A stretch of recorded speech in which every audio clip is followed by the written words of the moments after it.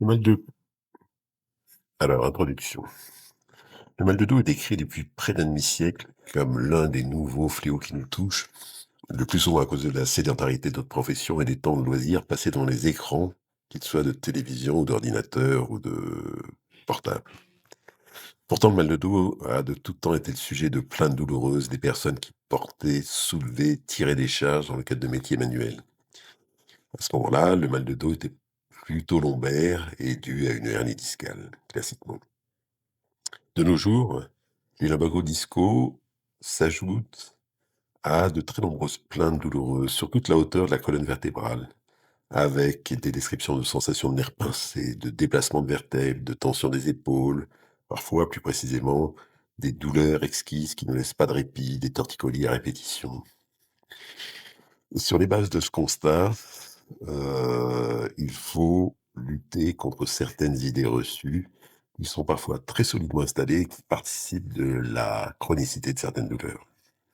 Le mal de dos, c'est quelque chose qui mérite de l'écoute, de la douceur, de la chaleur, de la détente. Ça demande du temps. Il faut écouter les sensations et le vécu de chacun des patients. Il faut de la douceur dans l'examen et aussi dans les moyens thérapeutiques. Il faut de la chaleur aussi dans les rapports de confiance avec le thérapeute, avec celui qui écoute et va trouver le traitement qui soulage. Il faut aussi se détendre pour arriver à se déstresser par rapport à des douleurs dont on connaît au début mal la cause et dont on espère à la fin bien définir l'origine. Chaque idée reçue est l'occasion de l'explication de la cause d'une douleur, d'une description anatomique brève, de l'indication du choix du traitement le plus judicieux. Je souhaite toujours apporter une large part au dos de nos enfants. J'espère, par ce podcast, aider durablement tous ceux qui cherchent les réponses exactes aux questions qu'ils se posent sur le mal de dos.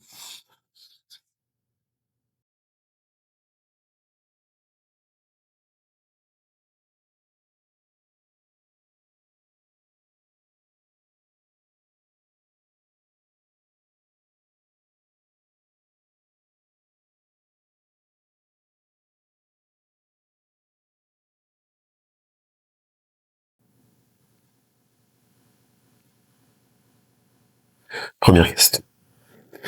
Le mal de dos est le mal du siècle. La réponse, c'est faux. Le mal de dos, la préoccupation du mal de dos, serait récent pour certains auteurs médiatiques. Eh bien non. La littérature en médecine générale et en médecine spécialisée, depuis les maîtres de la Chine ancienne, Galien, au IIe siècle après Jésus-Christ, et jusqu'au XVIe siècle avec Ambroise Paré, montre que la médecine s'est toujours préoccupée, et même depuis des millénaires, de soigner le mal de dos. Et que les auteurs classiques même n'oublient pas cette douleur. Lombalgie et sciatique sont cités dans les œuvres de Molière, Maupassant, Shakespeare. Se plaindre du mal de dos est une manière relativement élégante de se plaindre en société. C'est sûr qu'il serait plus difficile d'exprimer la souffrance d'autres parties du corps parfois, ce qui aurait pourtant la même valeur symbolique que de mal de vivre.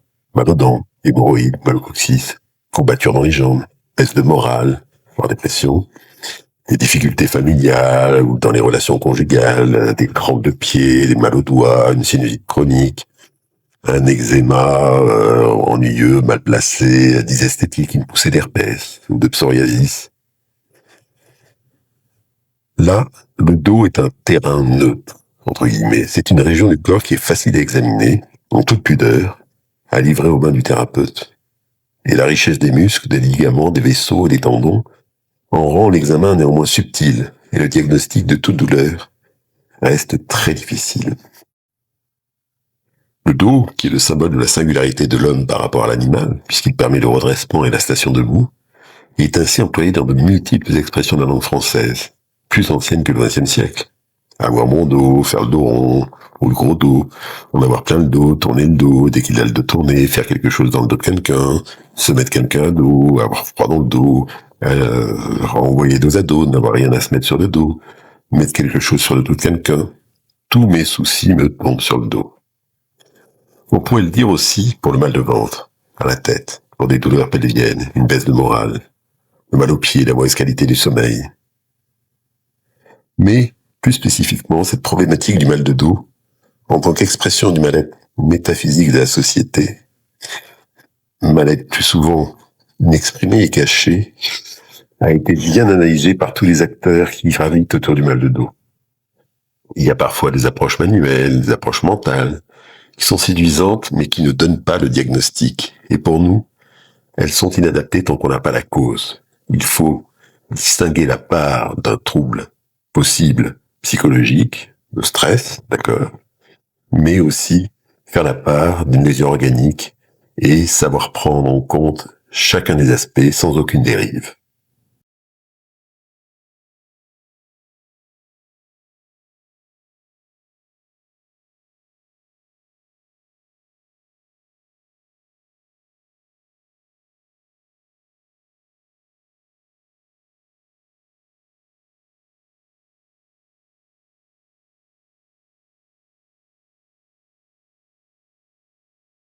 Question 2.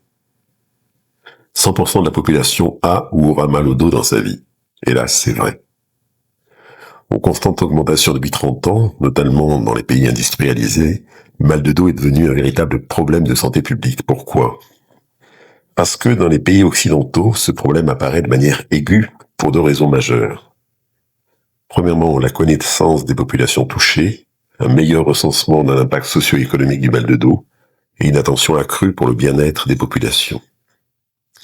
Et deuxièmement, notre mode de vie a beaucoup évolué au cours de ces toutes dernières années. Nous sommes devenus vraiment de plus en plus sédentaires. Nous utilisons davantage la voiture, même certains transports électriques. Nous travaillons de plus en plus devant un ordinateur. Nous restons installés devant des tablettes, devant des écrans.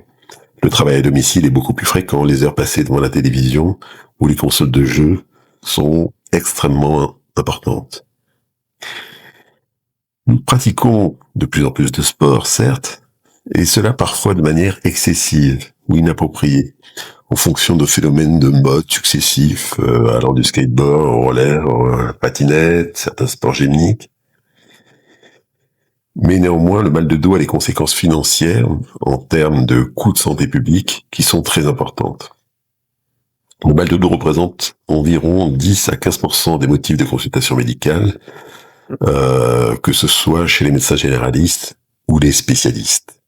C'est la deuxième cause de consultation médicale et la cinquième cause quand même d'admission hospitalière, la troisième cause d'hospitalisation en chirurgie.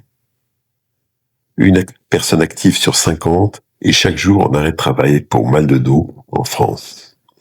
Et les dépenses médicamenteuses occasionnées correspondent à 20% des prescriptions médicales. Donc le mal de dos est la première cause de limitation d'activité chez les moins de 45 ans, représente beaucoup d'arrêts de travail, beaucoup de prescriptions de kinésithérapie, de traitements. Alors, on sait mieux soigner le mal de dos quand il débute. Lorsqu'il est chronique et dure plus de 3 mois, le pronostic est beaucoup moins bon. Il faut donc toujours consulter au plus tôt pour éviter que ces douleurs ne deviennent extrêmement gênantes sur le plan personnel et professionnel.